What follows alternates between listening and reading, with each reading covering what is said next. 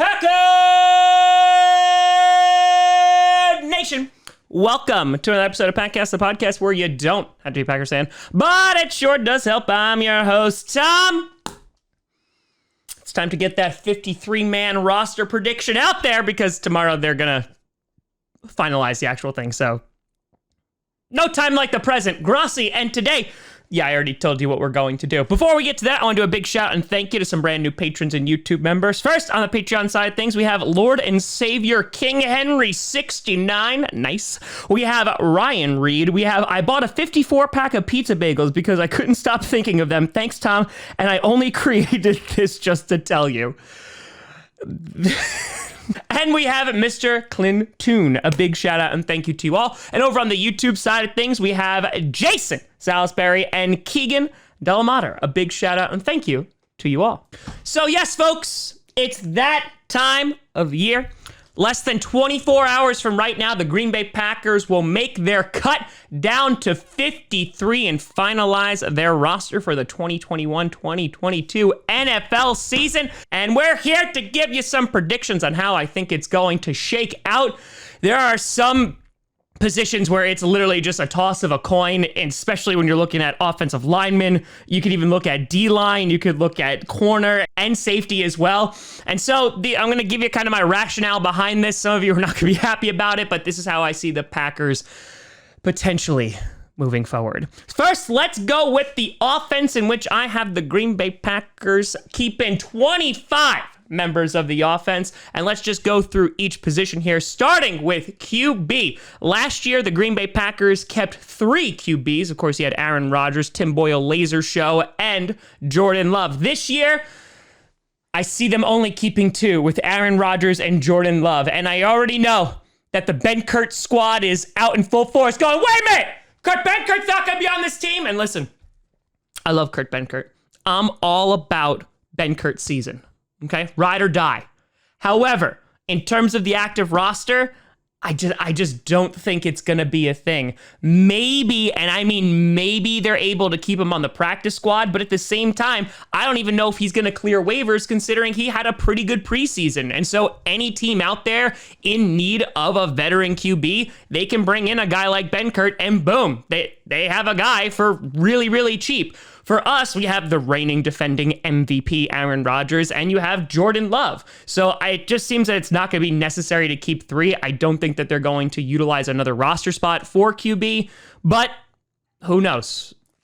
Wherever Benkert ends up, I just hope he's happy. Then moving on to running back. Last year, the Packers kept 4 running backs, and this year, I see them keeping 3 with, of course, Aaron Jones, A.J. Dillon, and Kylan Hill. This is a 7th-round pick who, when we drafted him, I was like, oh boy, watch this man. And for the most part, he has impressed this preseason, including in camp with Aaron Jones out with injury. Kylan Hill has gotten a lot of time with the number 1s, and boy, oh boy, has he taken advantage of those opportunities. And so I see them rolling with 3, and Kylan Hill may be participating in this offense sooner than you could anticipate. Then you got wide receiver, and if Devin Funchess didn't go on IR and then be released, this might be a different conversation. But I see the Packers keeping 6 wide receivers. 5 are a lock. They went with 5 last year.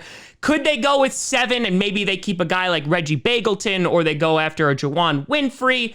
Sure, and maybe even an EQ, even though we really haven't seen any of him, but I still think they go with 6. 5 of these guys are a lock with Adams, MVS, Lazard, Cobb, and of course Amari Rodgers. I think Malik Taylor is an easy number 6. A few weeks ago, I was talking about how many wide receivers they'd probably keep, and I said Malik Taylor would just make it because of special teams, but if you watch that Buffalo Bills game, good God, Malik Taylor was magnificent. And so I think Taylor definitely makes this squad. I don't think it's even a question anymore. It's just a matter of do they keep 6 or 7, and my gut is telling me that they go with 6. Then moving on to tight end. Last year they kept 4, and this year I see them going with 4 as well. You got Robert Tonyan, you got the big dog Mercedes Lewis, Josiah DeGuara, and Dominique Daphne.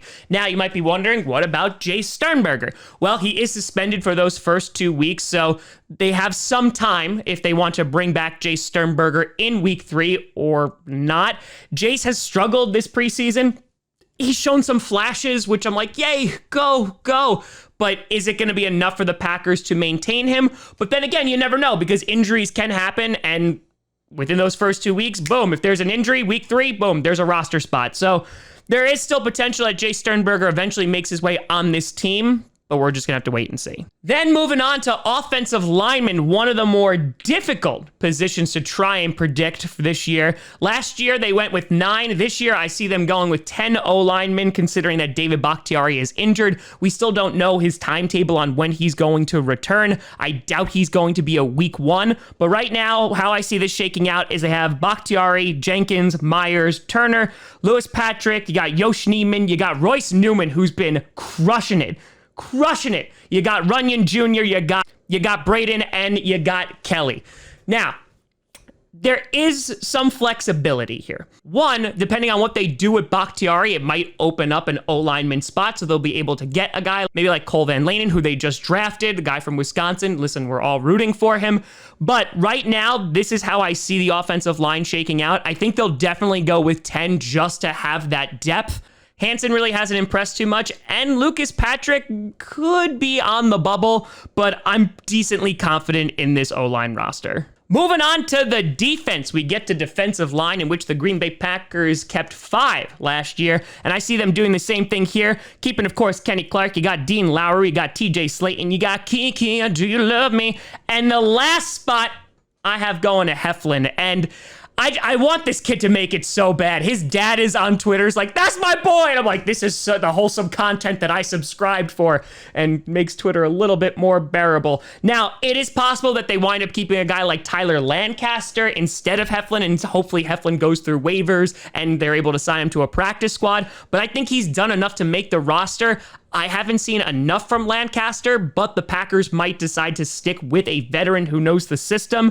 But I'm going for the underdog story here, and I'm saying, hey, Heflin, you're my guy. Next up, we have outside linebacker. Last year, they kept 5. I see them sticking with 4 this year with, of course, Darius Smith, Preston Smith, Rashawn Gary, and Jonathan Garvin. Jonathan Garvin had his praises sung about him this past Saturday, and I think he's enough of a raw talent that the Packers are going to want to develop him on the 53-man roster. But just thinking about this pass rush, if you have Z and Preston who are healthy, and Rashawn Gary, who's going to take another step this year, yeah, this pass rush is going to be dangerous, and I am all about it. Next up, you got inside linebacker. Last year, they kept 4, and I have them going with 5 this year. Obviously, getting rid of Kamal Martin, which was a little bit of a shock, even though he struggled, but they were also playing with him at outside linebacker. But here, I had them sticking with 5, going with Chris Barnes, Oren Burks. You have Devondre Campbell, Ty Summers, and Isaiah McDuffie, who's been having himself a pretty damn good preseason. Again, maybe they stick with 4 here and they just shore up another part of the defense. But I think considering how Joe Barry in the past has developed inside linebackers, if you just give Joe Barry a whole bunch of young raw talent and try to develop them,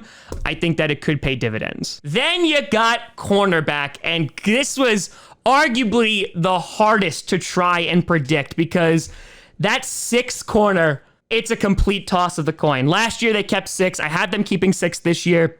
You got Jair Alexander, Kevin King, Eric Stokes, Shannon Sullivan. You got Shamar Jean-Charles in there, who I think they'll wind up keeping. And then the last spot, I think it comes down to Ento or Yadam.